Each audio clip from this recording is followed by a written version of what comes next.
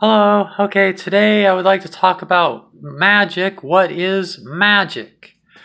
And what is witchcraft? Okay, so like I remember I grew up in a Mormon family, and I remember when I was a teenager during the 80s, and during the 80s, at least especially all over the country, but definitely especially with Mormons, heavy metal was considered the devil's music.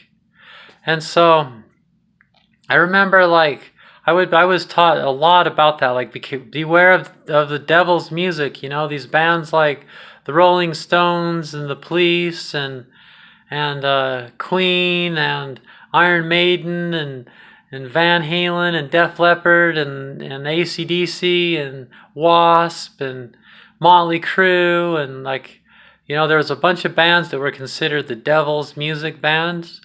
And I remember when I was like 13, 12, 13, when I first was discovering heavy metal, I remember thinking, wow, like that's what got me into heavy metal originally. I was like, instead of being like scared of it, that gave me a reason to be interested in it. I was like, wow, the devil's music. And so at the time I would mow people's lawns for money. I saved up a bunch of money, and then I went to the store that sells records and tapes. They were cassette tapes back then. And I bought AC/DC Fly on the Wall and Iron Maiden Live After Death. And I made a secret room up in my attic because I've always been tall. I was done growing by in 8th grade or something like that. And this was like 6th grade and 7th. In 6th grade, I was into the Police, just the stuff that was on the radio, So I was like, so the Rolling Stones and the Police were the bands that were considered satanic. That was because heavy metal wasn't allowed on the radio back then because it was the devil's music. But there were bands that kind of slipped under the radar, like especially the Police. So the Police was like my favorite band. But I soon realized there was bands that were a lot heavier and a lot more satanic, And so I was like, wow, the band where the singer is the actual voice of Satan. That's so freaking cool. I'm not saying that's a good thing, but I just got to hear what that's like. That's so intense. So I made this secret room up in the attic with a carpet swing and all this stuff. And I started collecting tapes and put it up there because no one else could get in our attic, or no one else would want to. And so I went up there and I got the first one I listened to is AC/DC Fly on the Wall. And the first song on that is the song Fly on the Wall. And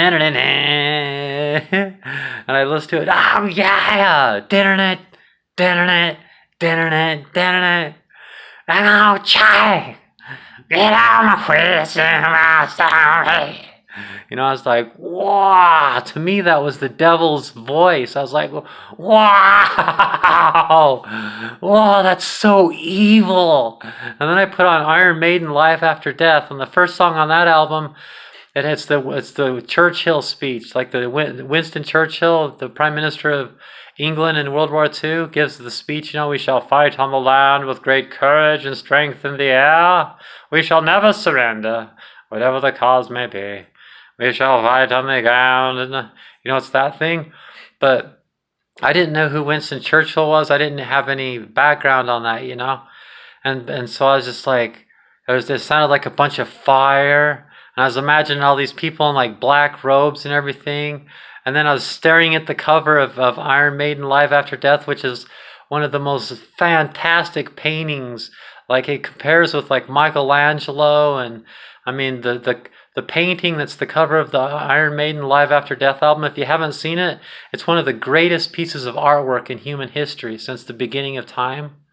It is just so fascinating when you listen to it and you listen to the song, to that album. You don't know what the singer really looks like so much. There's pictures on the inside and stuff, but you imagine that this Eddie, the guy on that is coming out of a grave as the singer, and it's just wow, it sounded like a bunch of satanic seances, and I was wow.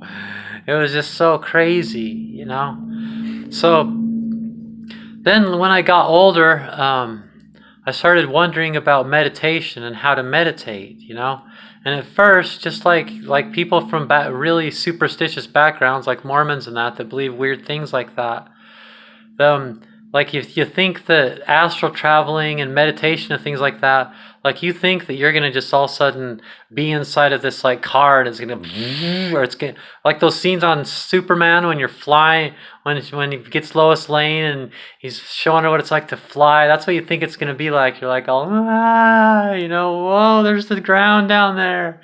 I'm meditating. Wow, And so you get in posture and you do all those things, you read on it, you learn how to meditate, and you're like, oh, I don't think I'm doing it right. All I'm ever doing is just sitting here, I'm not really flying like Superman or anything. See what I'm saying? So like, I think we do that with magic. We're like, we think that it's, like the world is so like witchcraft and magic is satanic, so you're like, oh, wow, what witches do must be like, and there's all in the movies, they're like all tapping things with a wand and all this fairy dust, and you're like, wow, and that's what you think magic is. But what magic really is it's assigning language. It's assigning symbols to things that are spiritual. So you're already one with the universe within, To become enlightened, you become aware of something that has always been there, and that's that you've always been connected to the universe. It's not like something new happens. It's more like you become aware of something that's been happening all along, And so like we have our spiritual nature, and our nature within is something that's very great and very powerful. But since we live mostly in the world of our five senses, what we can see and smell and taste and hear, since we don't really give much merit to things we feel and our intuition and things like that, and we intellectualize away those things and everything, it just kind of stays in this realm within ourselves of like of non-usage kind of, our subconscious, it creates our dreams. It's always connected and it affects us in a gazillion ways, and it's still part of us. But what magic does is you go into yourself and you find these things, and you find these things and you assign symbols to it. Okay, so like one thing I really like is this book right here. See, this is one of my favorite books. This is about the lessons of Merlin. So you can see there, so Merlin's wearing a white robe. The druids wear green, the apprentices wear green robes. So you can see the boy Arthur there has a green robe on. That means he's an apprentice.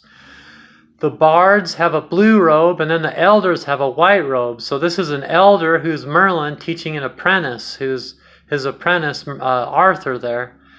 And then this is a picture of one of the first lessons he gives the boy, which is, see that box down there at the feet, in between him at the feet of Merlin? He gives him that box and he says, see, look, I want to show you something. And he pulls out of that box his magical item that represents fire, his magical item that represents, I think it was a wand, a magical item that represents water, and I think it was like a chalice, a magical item that represents air, and I think that was like a dagger. And then a magical item that represents earth. I can't remember what he had for earth. But he said this is, and so with this, see, it's called the 21 Lessons of Merlin. It's the true story of Merlin and Arthur, where the other ones are more just legends. This is the stuff that we actually know about him.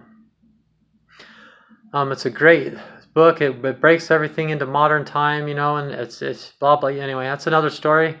But as the reason he gave him one of the first lessons is because in Merlin's teaching of witchcraft and magic, it's the first step is to decide for yourself what fire, what those things are. So he says, okay, these are my symbols and they represent fire, water, air, and earth to me. But what I want you to do in between now and the next time I see you for the next lesson, I want you to find your 4 items that represent the 4 elements for you. And I want you to start beginning to develop a relationship with those things for yourself, So So that's what it is, Inside of you, you have the power of fire, and you have the power of water, and you have the power of air, and you have the power of earth. And it's kind of like the same thing, the macrocosm and the microcosm, things within you and things without you.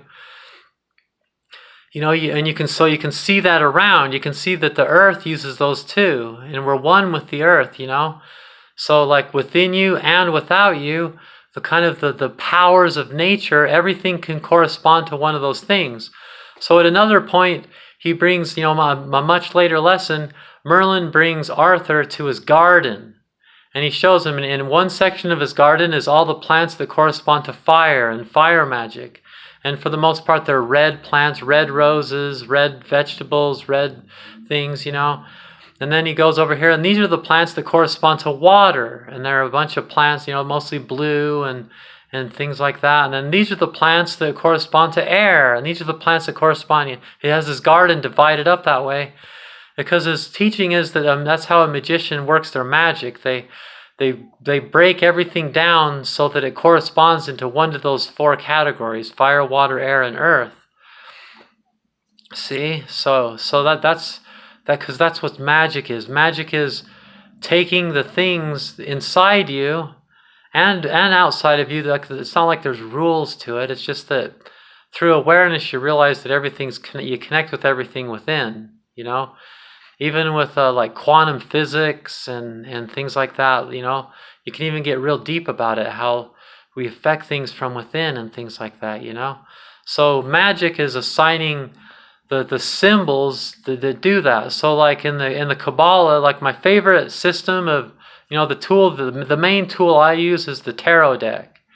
So in the tarot deck with the Kabbalah, in the Kabbalah, the first step in the Kabbalah is to get what's called a working Kabbalah, which is to find it's the tree of life, which is the Sephirot, and there's 10 numbers, and it's why we number things 1 through 10, and then another 10, 11, 12, 13, 14, 15, 20, and then another 10, and they're grouped in 10s because we have 10 fingers, and then that's how we make things, but we also make things with the number 10 inside of our mind. And so what you're doing, all the 10 Sephirot, Sephira is singular, Sephirot is plural. Each Sephira, there's Sephira number 1. Here's Sephira number 2. Here's Sephira number 3. Here's Sephira number 4. Here's and there's 10 of them. And then what you do to get a working Kabbalah is you can use the traditional symbols if you want. They're there, but you can personalize them so you can pick anything, and you just decide for yourself what the number 1 means, what the number 2 means, what the number 3, and within each thing there's the 1 of fire, the 1 of water, the 1 of air, the 1 of earth, and then number 2, the 2 of water, the 2 of air, the 2, and then each one has a pathway that corresponds. So each one of those has a corresponding tarot card. So each tarot card, the thing that's doing, like it shows someone like walking and about ready to fall off a cliff, and that's what it's because that's what that card means, that's what that pathway means that corresponds, number whatever and whatever, So the ones that have names, like the Devil card, the Chariot, the Lovers, things like that, those are the pathways that correspond to the numbers. And then the cards, they're like the 2 of Wands, the 2 of this. And the tarot deck, it has 4 suits: the Wands, the Cups, the Swords, and the Pentacles. So it's fire, water, air, and earth. Fire is Wands, like that. So there's the 2. So anyway, so the point is that each... like everything that has to do with magic, everything from meditation to astral projection to just everything that's a spiritual force within yourself, whether you believe in God or not, the spiritual forces that are there, you're deciding for yourself what those things mean, and you're assigning a meaning to each part of everything that's inside you that's spiritual. So it's like the map of the universe, because you're one with the universe, and you're mapping the inside of yourself and assigning language to it. So then once you have language to it, then you can speak and use that language, and you can communicate and do workings within the spiritual realm. See, so that's what magic is. Magic is really just through mysticism, understanding what things mean, and then using that to create things and bring things into manifestation through that, using that as a language. So like, it just might be that the birth of magic is when Adam was in the Garden of Eden, and he so like in Genesis chapter 2:12, we learned that he talks about the different parts of the Garden of Eden. One of the parts of the Garden of Eden had bdellium, which is hash, like as in cannabis. So like, it's like a gummed up ball used as a drug, a resinous cannabis, a resinous incense, that was smoked as a drug type thing. You can research it yourself. It's kind of hard to find information on it, but it's there. So I think he just like siphoned off all the keef off the plant and gummed it up into a ball and would smoke it as a resin incense. And then he would mysticize, and he started assigning, he figured out to call himself a name, Adam. And he started naming the plants and naming the animals and assigning names to things. And once everything had a name, now there's a language, and now he was able to really start getting somewhere. And that's where religion and thinking and mysticism and philosophy, and that's where all these things come from. From a stone guy assigning meaning to things. I think that Adam was the original magician, maybe taught by an alien or something, but so that's what magic is. So it's a personalized thing. So it's not like there's a right and wrong answer and a right and wrong way to do it.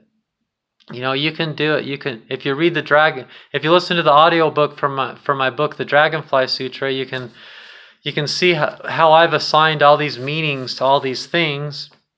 How I've selected a deity. In witchcraft, you select a deity, or you can create your own, whatever. See, it's all like that. It's all just a bunch of blank spaces. There's this thing and this thing and this thing. Decide what you think those things are, and assign a deity to it, or a name, or a color, or an animal, or an incense. So like each sphere, each pathway, each tarot card has a corresponding animal, planet, subject. Just it goes on and on and on, and you just go through everything that has anything to do with everything. You learn, you get some kind of working knowledge about it. You assign a symbol to it, and then you put it in a place in your tree of life, and then you have a working Kabbalah, and now you're a magician. See, so now you can do something. So the tarot card the deck of tarot cards become a very useful thing, because it's just extra easy when you're trying to understand what something means when it's someone doing something. Like those cards are just, the symbols on the cards are very plain and easy to understand.